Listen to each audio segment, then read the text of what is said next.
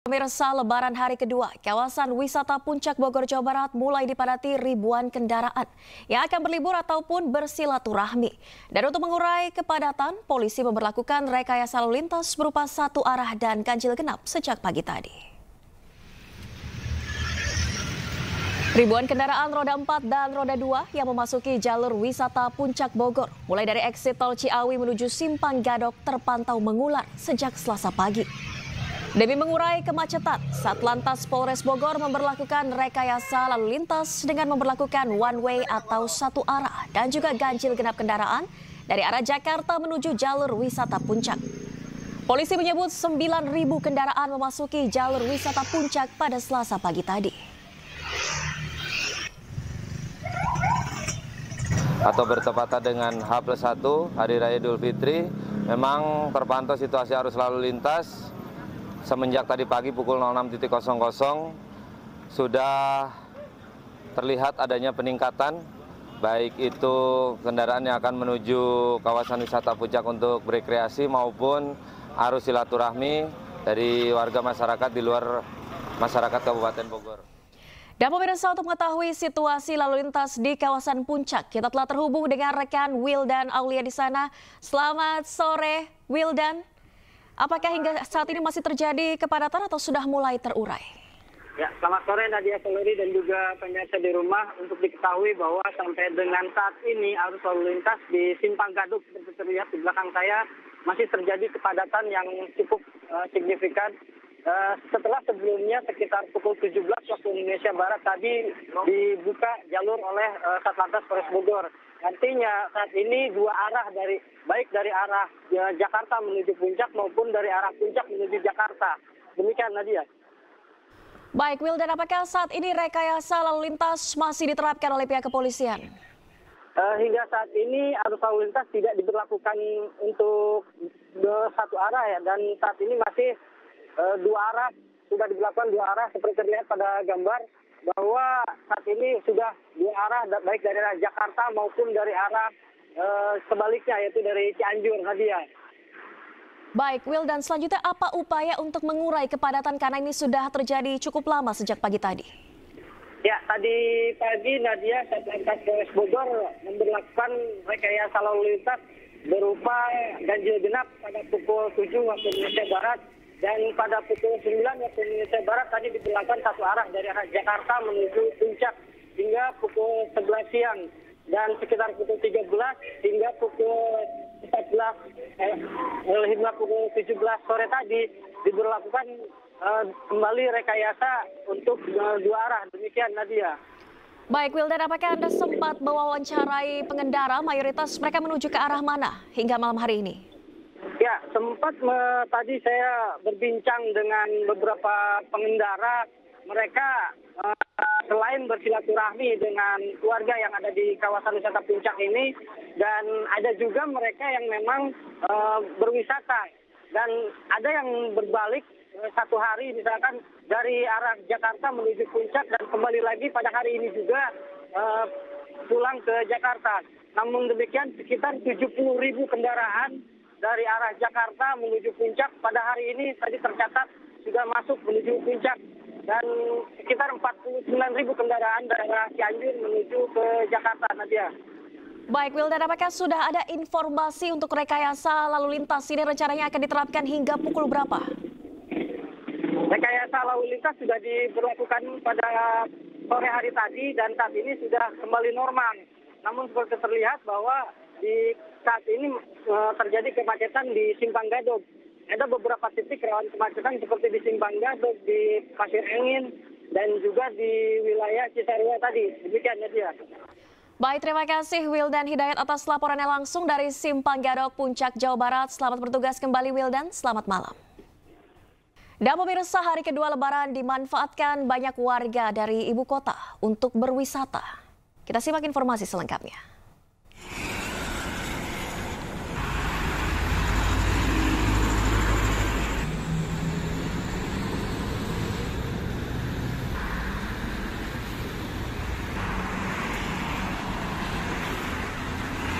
Pemirsa, ribuan kendaraan terpantau mengalami kemacetan saat menuju res area 207 di ruas tol Palimanan Kanci, Kabupaten Cirebon hari ini. Arus kendaraan yang hampir sepenuhnya roda 4 pribadi hanya bisa bergerak dengan kecepatan 30 km per jam. Pada hari kedua Lebaran ini, lonjakan volume kendaraan terjadi di ruas tol Trans Jawa, khususnya tol Palimanan Kanci. Sejak dini hari tadi, lebih dari 25.000 kendaraan yang bergerak dari Jakarta menuju Jawa melewati tol penghubung Jawa Tengah ini. Sementara dari arah Jawa menuju Jakarta, lalu lintas cenderung lengang.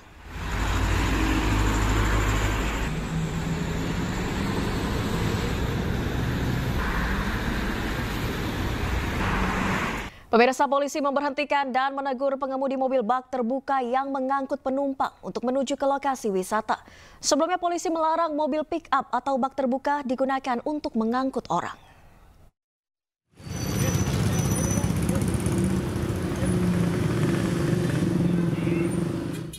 Sejumlah mobil bak terbuka yang kedapatan membawa penumpang diberhentikan polisi di perempatan Combro, Purwakarta, Jawa Barat.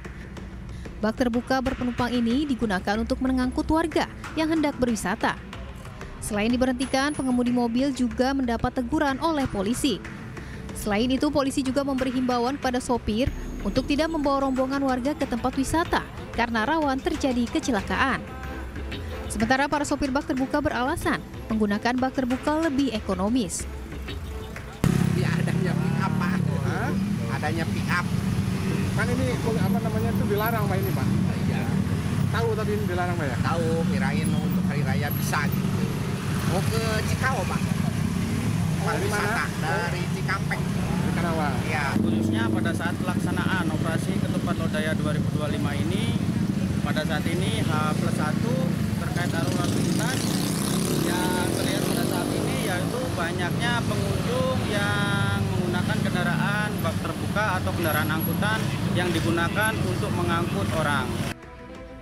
Di hari kedua Lebaran, arus lalu lintas di jalur arteri Jakarta-Bandung, tepatnya perempatan Combro, Purwakarta, terpantau padat. Rata-rata kendaraan membawa warga yang hendak bersilaturahmi, serta menuju sejumlah lokasi wisata di Purwakarta dan Bandung. Guna mencegah kemacetan, polisi melakukan rekayasa arus lalu lintas dengan pengalihan dan buka tutup secara situasional. Diperkirakan kepadatan arus wisata di jalur arteri Purwakarta masih akan berlangsung hingga berakhirnya cuti bersama libur Lebaran. Dari Purwakarta, Jawa Barat, Irwan Ainus melaporkan. Hari kedua Lebaran, belasan ribu kendaraan memadati kota Bandung melalui gerbang tol Pastur. Informasi selengkapnya akan kami hadirkan usai jeda, tetaplah di iNewsroom.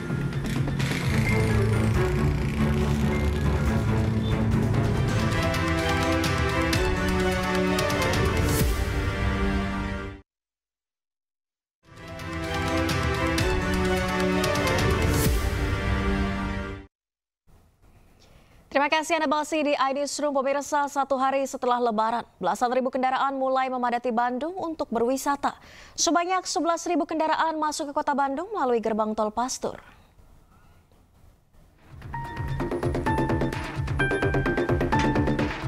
Sehari pasca Lebaran, belasan ribu kendaraan wisatawan terus memadati kota Bandung untuk berwisata. Kemacetan sudah terjadi selepas gerbang tol Pastur. Mayoritas kendaraan yang masuk ke kota Bandung berasal dari Jabodetabek. Sebagian besar kendaraan mengarah ke jalur objek wisata Lembang, Kabupaten Bandung Barat. Ada beberapa titik kemacetan saat dalam perjalanan menuju kota Bandung. Salah satunya di res area kilometer 39 dan kilometer 37. Data MBZ, ya lumayan hari ini lumayan padat lalu lintas untuk tujuan luar kota, terutama ke Bandung. Tadi memang kita tujuannya ke Bandung, jadi lumayan padat. Sempat terjadi kemacetan itu di rest area 39 dan 57, terutama 57-nya itu yang lumayan tersendat. Sekitar berapa lama kan tersendat? Saya naruh normalnya 2,5 jam, kayaknya lebih dari 1 jam. Lebih dari 1 jam? Lebih dari 1 jam. Diprediksi kemacetan akan terus terjadi hingga tanggal 6 April mengingat libur Lebaran akan berakhir hari Minggu mendatang. Dari Bandung, Jawa Barat, Ervan David, iNews melaporkan.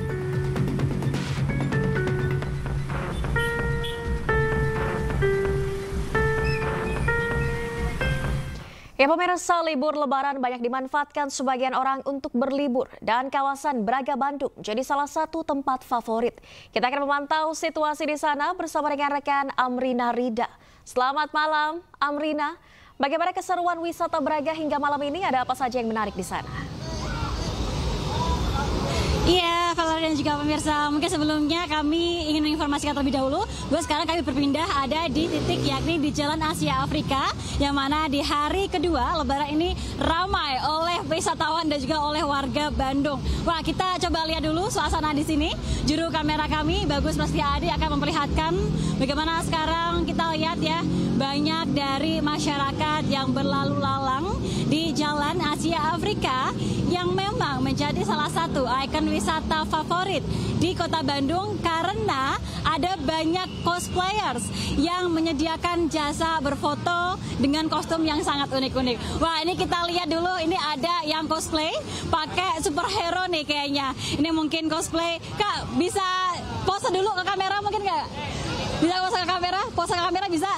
Oke, coba Kak, gimana nih? Ini cosplay lagi Ultraman dan juga Spiderman. Kalau pose kayak gimana nih mau fotonya? Kita lihat. Wah, ini dia dari cosplayers yang berpose kayak Ultraman dan juga Spiderman gitu. Oke, aku tuh mungkin akan tanya-tanya sedikit, Valerie, sama kakak-kakaknya. Boleh kita tanya-tanya, Kak? Oke, boleh. Kak, ini nggak apa deh pakai kostum topeng kayak gini. Boleh saya kenalin kakak yang Spiderman, namanya siapa kalau boleh tahu? Dika. Kak siapa? Dika. Kak Wika. Dika. Vika. Dika. Vika ya? Dika. Oh, Mika ya? Oke. Kak, kalau boleh tahu ini lagi cosplay Spiderman ya? Ya. Oke. Dari jam berapa Kak di sini? Dari jam 10. Oke, dari jam 10 pagi sudah di sini. Kalau kakak Spiderman. Kalau kakak yang Ultraman ini dari jam berapa dan namanya siapa Kak? Namanya Reiki. Oke, agak sulit memang terdengar Valerie, tapi kalau boleh tahu dari jam berapa Kak di sini? Dari jam 9. Oke, dari jam 9 pagi sudah di sini. Ini kita lihat lagi, kita mungkin akan berjalan sedikit ke, wah ini ada yang cosplay juga jadi karakter apa salah satu game online ya Kak ya? Oke, ini kalau boleh tahu konsepnya apa nih Kak? Konsepnya cosplay. Cosplay. Kakak, namanya siapa? Kenalan dulu Kak. Nama saya Hardian. Hardian, oke. Dari jam berapa Kak ada di sini di Jalan Asia Afrika? Saya dari jam 11 tadi. Jam 11, ya. Oke. Terus gimana tadi, ramai nggak yang mau foto di sini? Wah, antusiasnya rame banget dan memang bagus, rame, padat sekali. Padat sekali. Terus hari kedua Lebaran ini nggak pulang tapi malah menyajikan jasa berfoto nih, gimana nih pada akhirnya Kakak nih? Ya, cari sampingan aja sih. Oke, cari sampingan. Oke, terima kasih Kak atas waktunya. Masih ada banyak sekali. Valerie, ini juga ada kakak-kakak nih, para wisatawan yang ada di sini yang juga berkumpul begitu untuk melihat. Wah, ini juga pastinya yang menarik adalah bagaimana anak-anak kecil di sini kita lihat sangat happy, lalu juga sangat ceria ketika berfoto dengan berbagai macam cosplayers yang menggunakan baju menarik. Ini kita lihat lagi cosplay jadi Batman nih. Oke. Wah, ini selain itu juga ada yang cosplay jadi Wonder Woman. Ini kakaknya jadi Wonder Woman. Lalu juga Valerie dan juga pemirsa, ini juga ada yang cosplay pakai berbagai macam baju-baju dan juga kostum-kostum.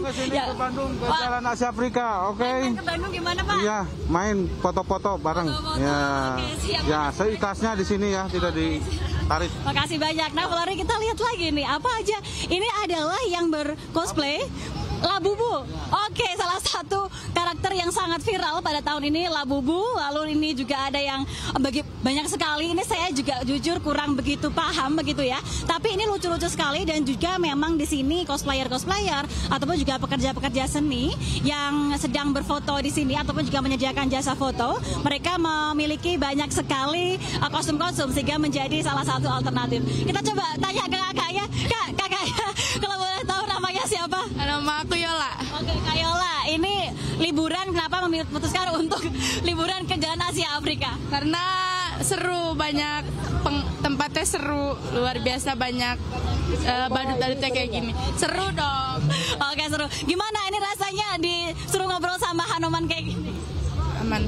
Seru-seru dong. Terus dong.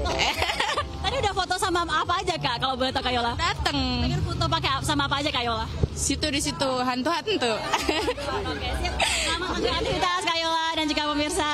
Dan pemirsa nih kalau misalnya kita jalan sampai ujung ini ada masih banyak sekali cosplayer yang mereka mengenakan kostum yang sangat lucu-lucu. Tentunya tadi kakaknya bilang ada yang kostum hantu, kita juga bisa melihat berbagai macam karakter-karakter film. Tapi tentunya ada satu hal yang perlu kita himbau kepada pemirsa yang ingin berjalan-jalan di Jalan Asia Afrika ini, Valerie, bahwa sekarang situasinya cukup padat dan ini tepat di samping jalan. Jalannya masih normal sekarang. Ini kita bisa melihat gitu ya bahwa untuk di kawasan Asia Afrika masyarakat harus berdampingan dengan mobil, sehingga tentunya ini harus berhati-hati bagi masyarakat yang akan ke sini, terlebih yang membawa anak kecil. Jangan biarkan anak kecil untuk berjalan ataupun juga bepergian sendirian, karena mobil ini masih melaju cukup tidak begitu cepat, namun tentunya masih berbahaya apabila anak-anak kecil berjalan sendirian. Lalu juga yang perlu diperhatikan yang kedua adalah, Valerie, bahwa sekarang situasinya ramai dengan banyak orang. Tentunya hal ini juga bisa menjadi perhatian.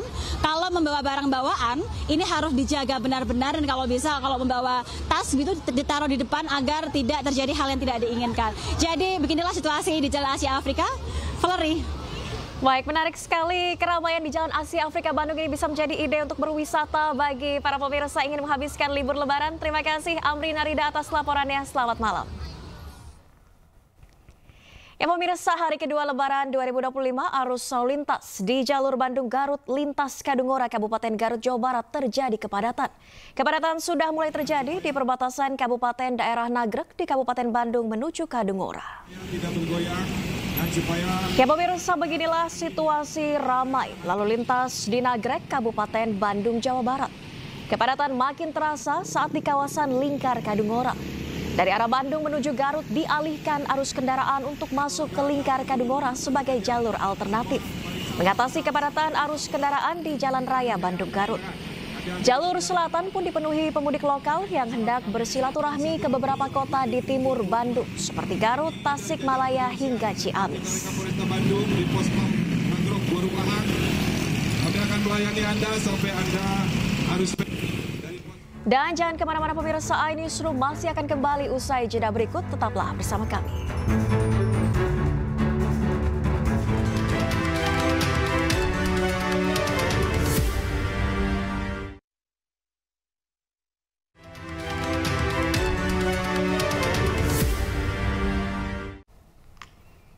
Terima kasih Anda masih di iNewsroom. Pemirsa, di hari kedua Lebaran sistem rekayasa lalu lintas di gerbang tol Cikatama belum diberlakukan. Sebanyak 650.000 kendaraan telah meninggalkan Jabodetabek, sementara arus balik belum terlihat signifikan.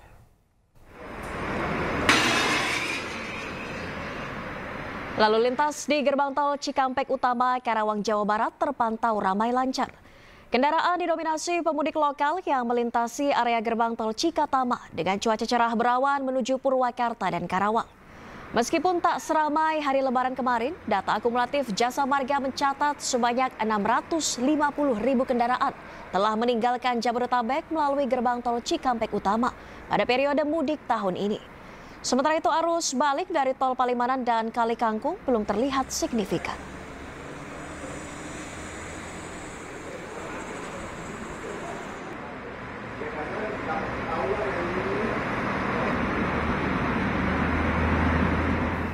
Dan pemirsa, Lebaran hari kedua arus mudik maupun arus balik Lebaran di Pelabuhan Bakauheni, Lampung terpantau masih sepi. Pelabuhan Bakauheni masih ramai pemudik sejak pagi hingga Selasa sore tadi. Berdasarkan data pada 31 Maret lalu, sebanyak 24.000 menyeberang dari Sumatera ke Jawa. Di periode yang sama, total sekitar 5.600 kendaraan yang menyeberang. ASDP memberlakukan diskon tarif khusus arus balik Bakauheni Merak sebesar 21% hingga 36% untuk berbagai kategori kendaraan. Diskon ini berlaku mulai 3 April pukul 12 siang hingga 7 April pukul 12 siang waktu Indonesia Barat.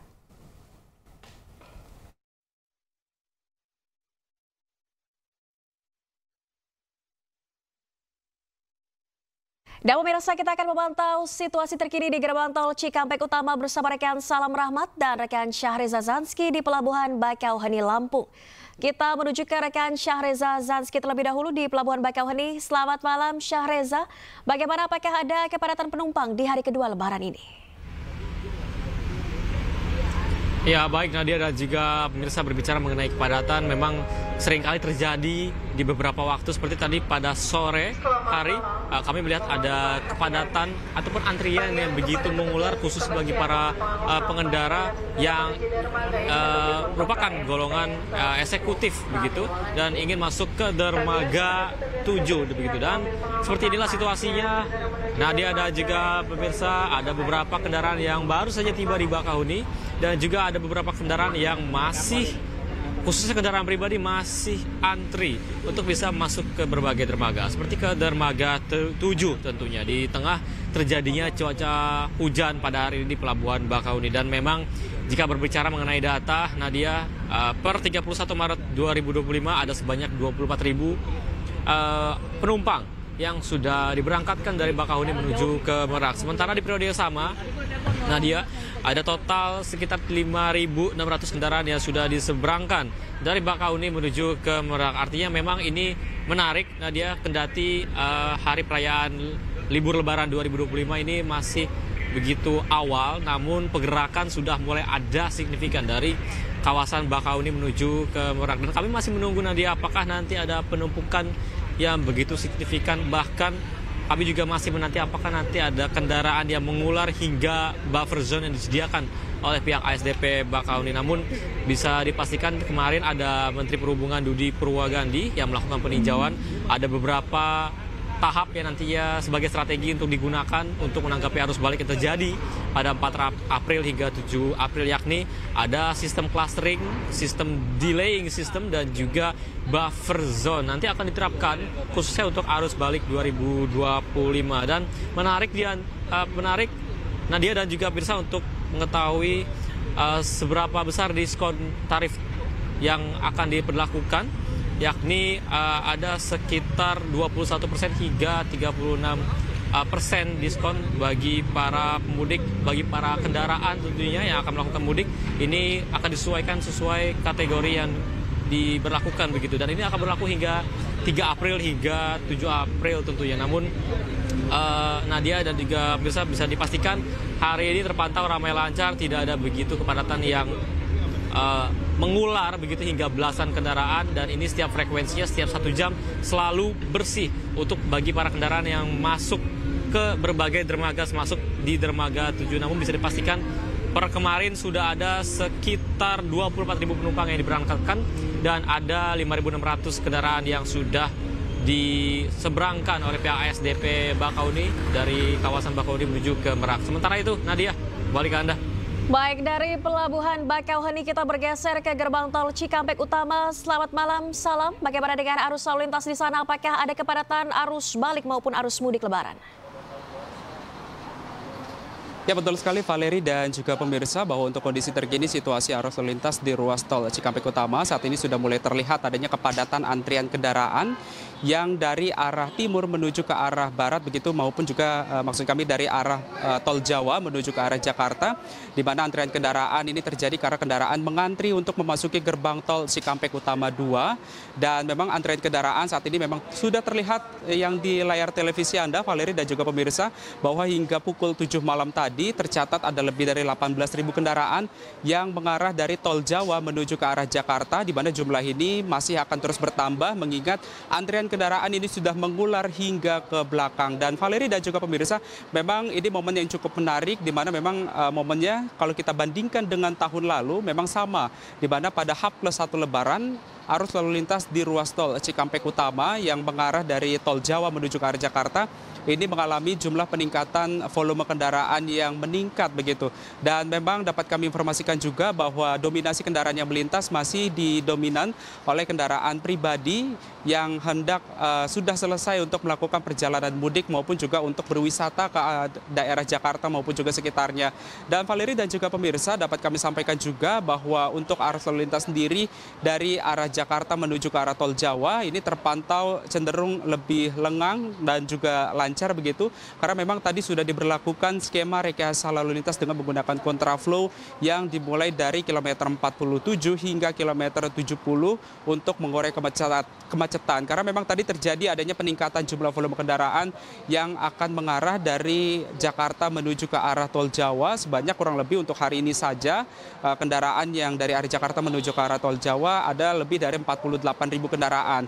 Sementara memang kalau kita bandingkan begitu untuk arah sebaliknya tadi sudah ada sebanyak kurang lebih 18.000 kendaraan dari arah tol Jawa menuju ke arah Jakarta, dan memang data ini cukup berbeda kalau kita bandingkan pada hari kemarin yang bahkan dalam kurun waktu 24 jam untuk arus lalu lintas dari arah tol Jawa menuju ke arah Jakarta hanya 18.000 kendaraan, dan memang data ini ataupun juga volume kendaraan ini masih akan terus bertambah mengingat kemacetan atau antrian kendaraan ini sudah mengular hingga ke belakang. Dan dapat kami informasikan juga bahwa memang dari pihak Jasa Marga maupun juga dari Korlantas Polri saat ini memang melakukan mitigasi untuk upaya dari puncak arus balik yang memang diprediksi akan terjadi pada tanggal 6 dan juga 7 April mendatang, dan dari pihak PT Jasa Marga nantinya juga akan memberikan diskon tarif tol sebesar 20% yang akan berlaku pada tanggal 3 dan juga 4 April serta di tanggal 8 dan juga 9 April mendatang, di mana memang untuk saat ini belum dilakukan skema rekayasa lalu lintas dari arah tol Jawa menuju ke arah Jakarta, karena memang untuk skema rekayasa lalu lintas sendiri baru akan diberlakukan pada tanggal 3 April mendatang. Namun ini masih melihat situasi dan juga kondisi yang memang volume kendaraan dilihat terlebih dahulu begitu, apakah nantinya memang terlihat adanya peningkatan jumlah volume kendaraan. Jika memang sudah terlihat, bukan tidak mungkin nantinya skema rekayasa lalu lintas ini akan diberlakukan baik itu kontraflow, one way ataupun juga ganjil genap. Namun ini tetap melihat dari jumlah volume atau juga intensitas kendaraan yang melintas dan juga dari animo masyarakat yang melakukan perjalanan arus balik Lebaran 2025 ini. Valeri. Baik, informasi juga untuk para pemudik bisa memanfaatkan diskon tarif tol dari tanggal 4 hingga 8 April, dan bagi pemudik kapal juga akan bisa mendapatkan diskon tarif dari tanggal 3 hingga 7 April. Terima kasih banyak. Salam Rahmat melaporkan langsung dari gerbang tol Cikampek Utama, dan sebelumnya ada rekan Syahriza Zanski di Pelabuhan Bakauheni. Selamat bertugas kembali rekan-rekan, selamat malam. Pemirsa, lembaga pemasyarakatan ramai dipadati ratusan keluarga warga binaan yang datang berkunjung di momen Lebaran. Informasi akan kami hadirkan usai jeda, tetaplah di iNewsroom.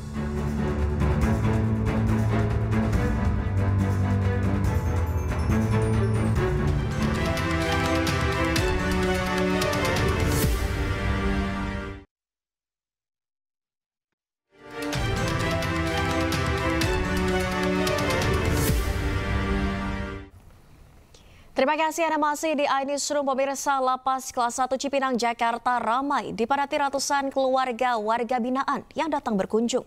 Untuk mencegah hal tidak diinginkan, pihak lapas membatasi waktu kunjungan selama 30 menit.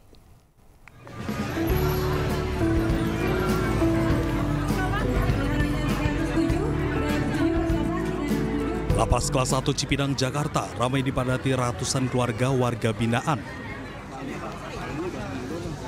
yang datang berkunjung pada hari kedua Lebaran pada Selasa siang. Mereka datang untuk berlebaran dengan keluarga yang menjalani masa tahanan di lapas ini. Kunjungan keluarga warga binaan ini langsung dipantau oleh Satgas Lebaran dari Kementerian Koordinator Politik dan Keamanan Republik Indonesia guna memastikan pelayanan berjalan baik. Alhamdulillah, saya lihat di tempat ini pelayanan cukup bagus sekali. Petugas mampu mengarahkan para keluarga-keluarga yang akan menengok keluarganya di dalam, ya, dilayani dengan sangat baik. Prioritas keamanan LP Cipinang dikedepankan dalam kunjungan keluarga ini. Sementara pihak Lapas Kelas 1 Cipinang menyebut waktu kunjungan keluarga dibatasi sebanyak 30 menit. Dari Jakarta, Rio Manik, iNews melaporkan. Sebelumnya pemirsa, pada hari pertama Lebaran, Presiden Prabowo Subianto menyelenggarakan open house di Istana Merdeka Jakarta Pusat yang terbuka untuk umum.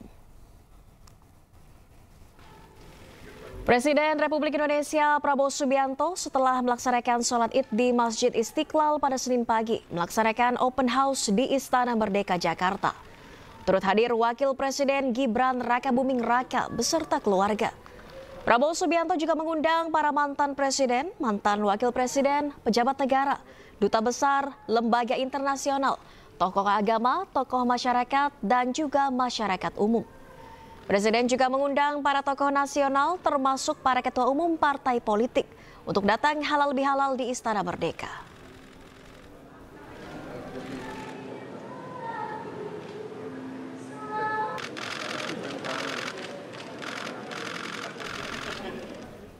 Pemirsa, ada momen tak terduga yang mencuri perhatian saat gelar geria atau open house di Istana Merdeka Jakarta. Pada kesempatan ini, Presiden Republik Indonesia Prabowo Subianto nampak ikut berjoget Velocity bersama para awak media.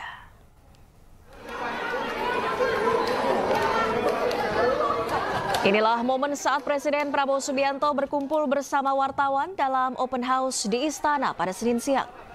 Usai menyalami ribuan orang di halaman tengah Istana Kepresidenan Jakarta, Presiden Prabowo Subianto menyempatkan diri untuk menghampiri puluhan awak media yang telah menunggu untuk berfoto bersama di ruang kredensial Istana Merdeka. Usai berfoto bersama, salah satu wartawan mengajak Presiden Prabowo untuk mengikuti tren Velocity yang ramai dipraktekkan warganet saat berkumpul. Prabowo pun mengiyakan dan meminta untuk diajarkan gerakannya. Dan sebelum meninggalkan awak media, Presiden Prabowo juga tampak bergaya silat yang menjadi gaya andalannya terutama sejak masa kampanye.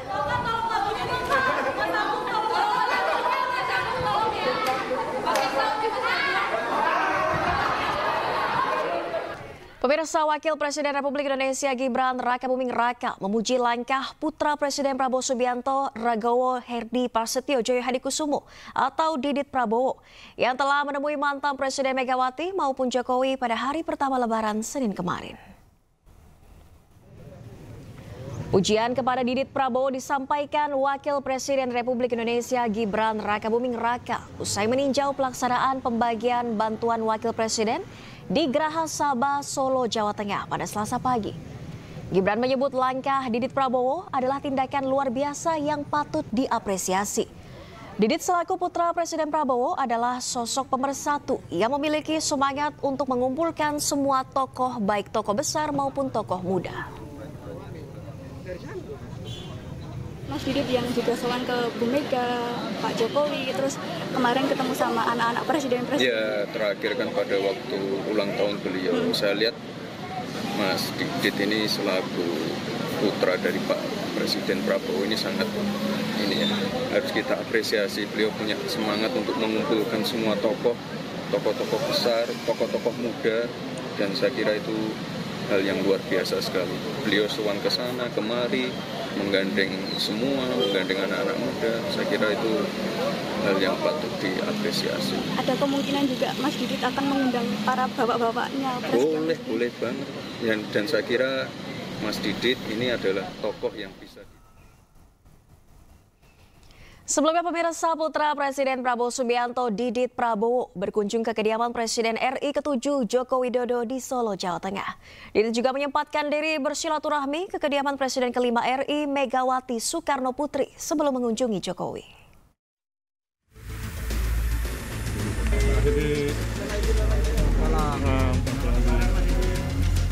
Putra Presiden Prabowo Subianto, Ragowo Herdi Prasetyo Joyo Hadikusumo atau Didit Prabowo berkunjung ke kediaman Presiden ke-7 RI Joko Widodo. Kedatangan Didit Prabowo dalam rangka silaturahmi di momen Hari Raya Idul Fitri 1446 Hijriah. Setelah berada di kediaman Jokowi selama sekitar 40 menit, Didit keluar tanpa menjawab pertanyaan awak media terkait perbincangannya bersama Joko Widodo. Didit hanya mengucapkan selamat Idul Fitri ke awak media. Selamat Idul Fitri. Mas, sebelumnya ke Ibu Megawati, sekarang ke Pak Jokowi, Mas. Apa memang ada perintah dari Bapak, Mas? Selamat Idul Fitri, Mas. Tadi ada pesan khusus dari Bu Mega gitu nggak, Mas? Ada pesan dari Bapak nggak, Mas, untuk Pak Jokowi? Ada pesan dari Bapak untuk Pak Jokowi, Mas? Sebelum berkunjung ke rumah Joko Widodo, Didit Prabowo juga bersilaturahmi ke kediaman Presiden RI ke-5 sekaligus Ketua Umum PD Perjuangan Megawati Soekarno Putri. Usai bertemu Megawati, Didit pun langsung keluar tanpa mengucapkan sepatah kata pun. Menurut Ketua MPR Ahmad Muzani, tidak ada pembicaraan khusus ketika berkunjung ke rumah Megawati. Pembahasan antara Didit dan Megawati hanya seputar lebaran dan makan-makan. Tim Liputan iJus melaporkan. Pemirsa, Ketua Dewan Ekonomi Nasional Luhut Binsar Panjaitan bertandang ke rumah Presiden ke-7 Joko Widodo di Kota Solo, Jawa Tengah. Kunjungan ini merupakan bagian dari tradisi silaturahmi di Hari Raya Idul Fitri. Luhut Binsar Panjaitan bersama istri Devi Simatupang tiba di kediaman Joko Widodo di Sumber, Kota Solo, Jawa Tengah. Pertemuan antara Jokowi dengan Luhut berlangsung tertutup. Saat ditemui usai pertemuan, Luhut menyebutkan bahwa kunjungannya merupakan bentuk silaturahmi serta halal bihalal. Luhut juga menyebut selama menjabat, Jokowi tidak pernah melanggar konstitusi. Luhut pun mengingatkan rakyat Indonesia untuk bersatu dan memberi kesempatan pemerintahan Presiden Prabowo. Kita semua supaya melihara budaya santunnya, ramah tamahnya Indonesia. Demokrasi itu betul, tapi jangan demokrasi itu jadi merusak budaya sopan santun kita, berbicara, berbahasa, dan tidak menghormatin orang-orang yang sudah berkarya buat negeri ini. Kemudian berburuk sangka dengan cepat. Saya kan pembantu Presiden Jokowi selama 10 tahun. Saya saksi hidup. Ya, saya ulangi sekali lagi, saya saksi hidup. Dan sebagai tentara, saya tidak melihat ada pelanggaran-pelanggaran secara konstitusi yang dilakukan Presiden Joko Widodo waktu itu. Tidak saya lihat. Jadi siapapun yang bisa, saya bisa saksi. Dan saya harus katakan ini agak keras sedikit karena menurut saya sudah ada terlalu banyak kita agak keluar koridor yang pengamat-pengamat yang tanpa data yang jelas membuat keruh. Itu mempersulit pemerintahan Presiden Prabowo. Kita harus memberikan suasana kekompakan di pemerintahan Presiden Prabowo ini. Kita beri kesempatan beliau untuk mengatur, memimpin. Tidak bisa juga bisa segera jadi seperti makan bergizi. Ada yang titik sana sini. Sekarang kan sudah mulai jalan. Kan itu perlu waktu. Dan hasil studi kami ini, studi kajian yang dilakukan oleh ahli kemiskinan, Profesor Arif Ansori, ini program yang sangat baik sekali. Jadi jangan kita terus torpedo karya-karya bagus yang baru dimulai. Dan juga kembali kepada tadi, juga karya-karya bagus yang dibuat oleh Presiden pendahulunya Pak Presiden Prabowo, kita harus hormatin juga. Itulah budaya Indonesia.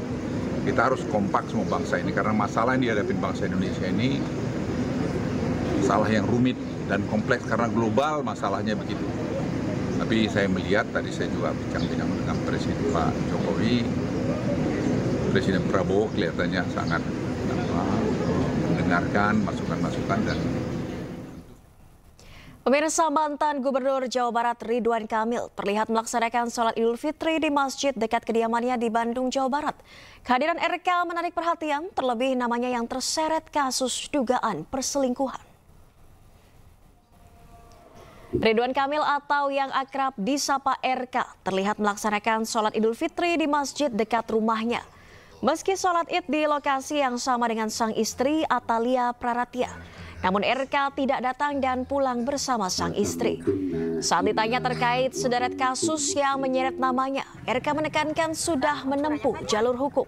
Ia juga terlihat lebih banyak menunduk dan menghindari awak media. Sementara itu, sang istri Atalia sempat meladeni awak media meski saat ditanya terkait kasus suaminya, ia tidak menjawab. Sebelumnya RK terseret isu dugaan perselingkuhan dan diduga memiliki anak bersama model majalah dewasa Lisa Mariana. Tanggapannya terkait yang lagi ramai Pak, gimana Pak? Pakai ahli hukum kan, dan tim hukum aja. Makasih ya. Oh iya Pak, siap. Kasih punten Pak. Hari ini kenapa memilih di sini, Bu, salat Idul Fitrinya? Karena kami tinggal di rumah di sini. Oh, nggak milih di kabupaten, di rumah Ibu mertua? Karena rumah kami di sini, kami berdomisili di sini, jadi kami bersama dengan warga kan sudah terbiasa saling berinteraksi, jadi rasanya ya lebih tepat masakan di sini. Oke, siap. Mau izin Bu sedikit tanggapan terkait yang lagi ramai terkait lagi lebaran puasa ini, lagi lebaran masjid, tolong kita dipertanyakan. Dan pemirsa, jangan kemana-mana, iNewsroom masih akan kembali dengan informasi menarik lainnya. Tetaplah bersama kami.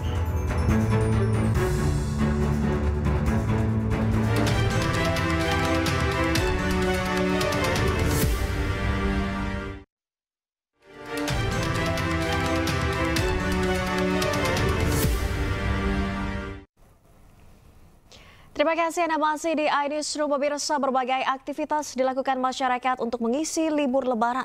Salah satunya dengan berwisata ke Taman Marga Satwa Ragunan dan Taman Mini Indonesia Indah. Selain menikmati wisata bersama keluarga, anak-anak juga mendapatkan edukasi.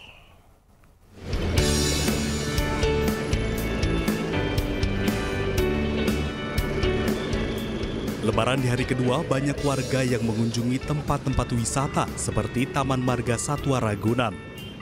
Arus lalu lintas menuju ke Ragunan pun sempat tersendat imbas dari membludaknya wisatawan yang ingin berkunjung ke Taman Marga Satwa Ragunan. Diketahui, Taman Marga Satwa Ragunan baru beroperasi kembali pada H+1 Lebaran karena tutup di hari Lebaran pertama. Tercatat ada sebanyak 40.000 pengunjung memadati Taman Marga Satwa Ragunan untuk menghabiskan waktu libur Lebaran bersama keluarga.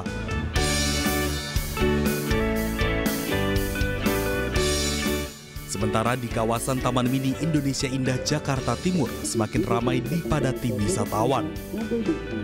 Ribuan kendaraan baik mobil dan motor antre memasuki area parkir TMII. Anjungan atau rumah adat, kereta gantung, hingga Museum Indonesia masih menjadi favorit warga. Selama libur Lebaran, TMII menyajikan atraksi budaya diantaranya fragmen Ramayana, tari kecak, lompat batu nias, dan reok Ponorogo. Pengunjung Taman Mini tidak hanya dari Jakarta, melainkan dari luar daerah, bahkan mancanegara.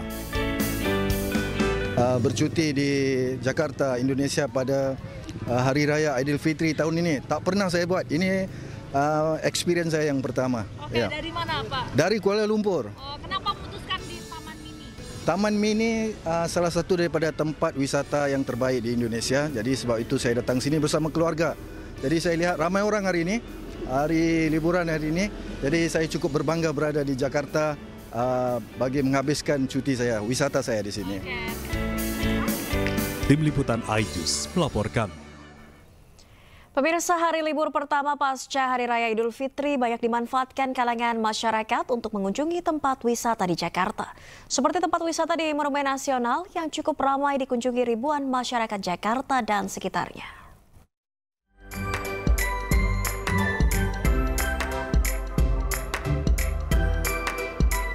Usai merayakan Idul Fitri bersama keluarga, ribuan masyarakat Jakarta dan sekitarnya mulai mengunjungi tempat wisata seperti Monumen Nasional Jakarta Pusat. Pada Selasa pagi, ratusan warga memasuki pintu Monas di Jalan Merdeka Selatan untuk berwisata bersama keluarga. Terpantau kawasan Monas cukup ramai dengan puncak Tugu Monas sebagai tujuan utama wisata. Beberapa pengunjung menuturkan rela mengantre lebih dari 2 jam demi naik langsung ke area puncak Monas yang dibuka berdasarkan nomor antrean. Kendati demikian, sejumlah pengunjung mengeluhkan pengapnya antrean di dalam ruangan menuju lift yang akan membawa ke puncak Monas. Cukup padat. Sebenarnya kalau ngantri lama nggak masalah, cuman kayak menurut aku sistem antrian di sini harus diperbaiki, terutama yang ngantri di lift karena lihat bejubel banget. Jadi sistem ulernya tuh pengularannya antriannya harus diperbaiki karena kalau nggak kasihan tadi disuruh jubel-jubelan gitu kayak anak kecil, orang tua gitu. Cuman mungkin sistemnya harus diperbaiki sih, kayak ngantri ulernya mungkin di luar gitu. Jadi lebih dapat udara yang bagus. Sebagian besar pengunjung Monas berharap pengelolaan objek wisata nasional ini dapat ditingkatkan. Misalnya seperti ada akses tangga eskalator demi menjaga kenyamanan warga berwisata. Apalagi dari data pengelola Monas, pada hari libur weekend ataupun libur nasional, Monas bisa menerima kunjungan lebih dari 6.000 pengunjung setiap harinya. Dari Jakarta, Raharjo Patmo, iNews melaporkan. Dan pemirsa, waspadalah saat pergi berlibur. Sebuah kendaraan ringsek dan 2 orang pengendara luka akibat tertimpa pohon tumbang. Pohon tumbang ini terjadi usai hujan deras disertai angin kencang di wilayah Kota Bogor, Jawa Barat. Masya Allah, ada aja. Mobil saya ketimpa pohon, pas banget. Sejumlah orang terjebak di dalam mobil yang mereka tumpangi akibat kendaraan yang ditumpanginya tertimpa pohon tumbang setinggi 15 meter. Peristiwa terjadi di Jalan Juanda, Kota Bogor, Jawa Barat usai terjadi hujan lebat yang disertai angin kencang. Para penumpang mobil yang terjebak akhirnya berhasil dievakuasi oleh petugas. Selain menyebabkan rusaknya mobil tersebut, 2 gerobak pedagang dan 2 sepeda motor yang tengah melintas juga ringsek akibat tertimpa pohon. 2 orang pengendara mengalami luka, sementara 1 diantaranya harus dilarikan ke rumah sakit untuk mendapatkan penanganan medis lantaran menderita luka serius. Ya, sebelum kejadian angin dulu, belum hujan Pak ya. Angin kedua langsung kejadian Pak. Saya posisi lagi dagang, sempat melariin diri sana Pak. Iya, ya gitulah kejadian. Korban motor sama itu ya mobil dikelilingi oleh pohon beringin berdiameter sekitar 1 meter, tinggi hampir sekitar 15 meter. Tumbang ke arah jalan SSA yang menimpa satu kendaraan minibus Chevrolet warga Jakarta. Peristiwa pohon tumbang membuat arus lalu lintas menuju Jalan Juanda dialihkan ke akses jalan lainnya. Dari Bogor, Jawa Barat, Andi Firmansyah, iNews melaporkan. Sementara itu pemirsa, kondisi belasan korban tertimpa pohon saat melaksanakan sholat Idul Fitri di Kompleks Alun-Alun Pemalang, Jawa Tengah mulai membaik. Sebelumnya insiden tumbangnya pohon beringin berusia puluhan tahun ini menewaskan 3 orang.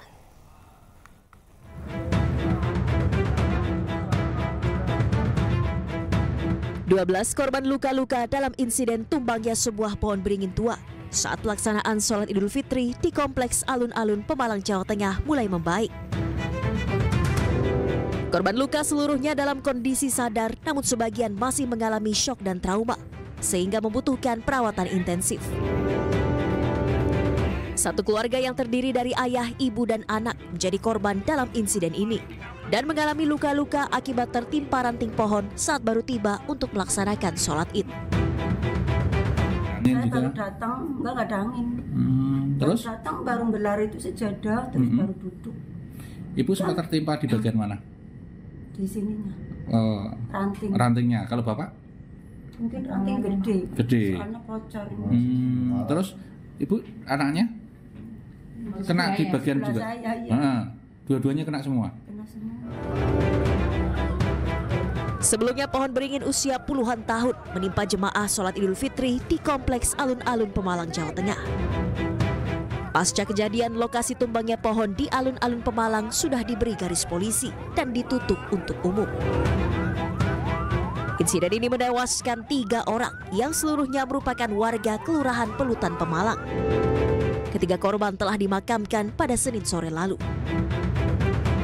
Dari Pemalang, Jawa Tengah, Suryono Soekarno, iNews melaporkan. Pemirsa, gempa bumi yang melanda Myanmar menewaskan ribuan orang. Pemerintah Myanmar umumkan masa berkabung nasional selama 7 hari. Informasinya akan kami hadirkan usai jeda, tetaplah di iNewsroom.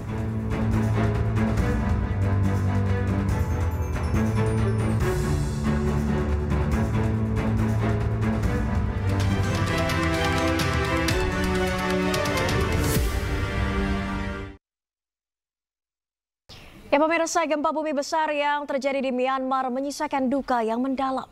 Indonesia turut menyalurkan bantuan kemanusiaan berupa bantuan logistik dan tim SAR secara bertahap.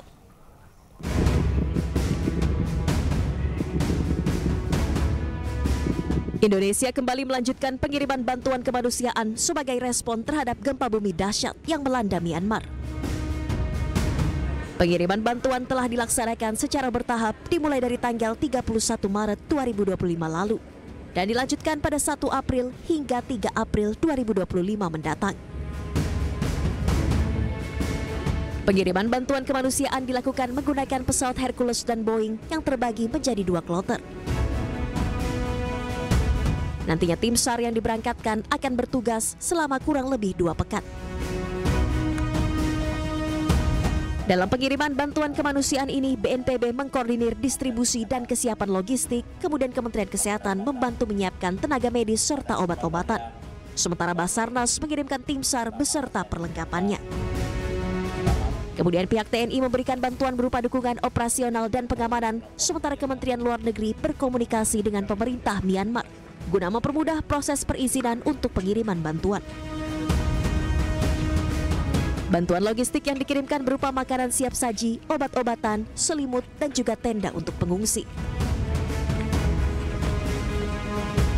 Nah, hari ini tim pencarian pertolongan YUSAR setelah ini diberangkatkan. Kekuatannya 53 orang, dibantu pengamanan dan 1 pesawat Boeing 747 milik TNI Angkatan Udara. Mereka melaksanakan tugas paling sedikit 2 minggu. Kenapa 2 minggu? Ya harapannya dalam 2 minggu itu sudah ada pernyataan resmi nanti dari pemerintah Myanmar bahwa pencarian pertolongan sudah dihentikan. Sebelumnya pada 28 Maret 2025, Myanmar diguncang gempa bumi dahsyat bermagnitudo 7,7 skala Richter dan menyebabkan 1.700 korban jiwa, 3.400 korban luka, dan lebih dari 300 orang masih dinyatakan hilang. Dari Jakarta, Naura Syafikah, Tri Julianti, iNews melaporkan. Informasi ini sekaligus mengakhiri perjumpaan kita di iNewsroom hari ini. Temukan informasi terbaru lainnya di www.inews.id. Dan pemirsa, cuplikan tayangan berita iNews dapat Anda saksikan di kanal YouTube @officialinews. Sesaat lagi rekan saya Kevin Pakan akan menemani Anda dalam program iNews Prime. Mewakili kerabat kerja yang bertugas, saya Nadia Valeri pamit. Terima kasih, selamat malam dan sampai jumpa.